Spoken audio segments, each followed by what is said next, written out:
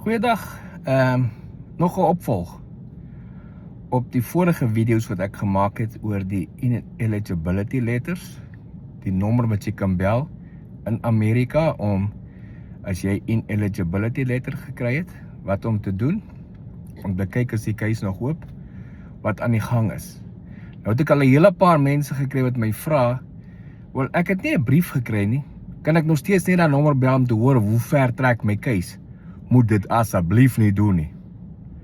As jy nie 'n fisies 'n ineligibility brief gekry het nie, moet nie daai nommer bel nie. Dis net om uit te vind wat gaan aan met jou case met jou ineligibility letter. Jy kan nie hulle bel om te sê, hey, ek wil net uitvind hoe ver trek my saak en al daai goeters nie.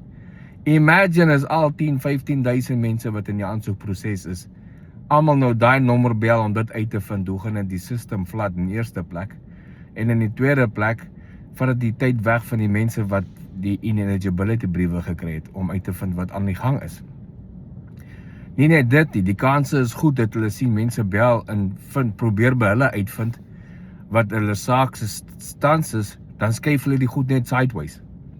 So, dis nie noodwendig te sê, sal dit delay in jou proses kry nie, maar daar is 'n kans dat jou proses verder gaan delay word as jy nou eers daai plek probeer bel om uit te vind.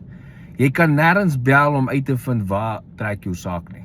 Jou saak is almal is individual. Daar is nie 'n tyd wat gegee word dat jy moet binne 4 weke die afspraak het en jy moet binne 2 weke die afspraak of so. Niks is vas nie. En daar's nie 'n plek wat jy kan bel om uit te vind waar trek dit nie. So jy doen aansoek en dan wag jy geduldig dat hulle jou kontak en dan die proses te volg.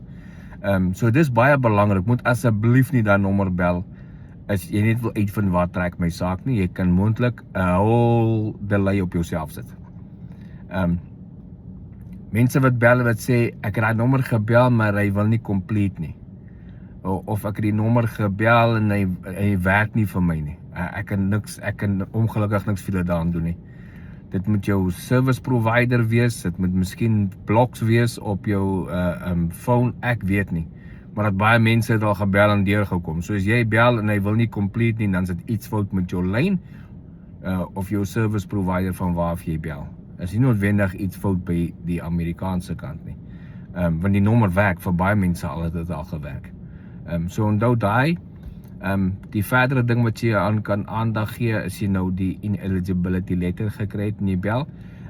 Onthou, die system kan vra ook, ek sien hulle vra ook nou vir 'n ander nommer in plaas van die A-nommer, 'n reference nommer of iets. Ongelukkig, ek het nog nooit 'n brief gekry vir ineligibility. Ek weet nie presies waarop staan nie. Ek kon nie self daai nommer bel nie, so ek weet nie presies wat hulle vra nie. Kyk net op jou papiere, die goed wat jy moet hê sal opwees. Okay. As ons nog meer inligting kan kry oor die, sal ek dit uitsit vir julle. Sien julle later. Cheers.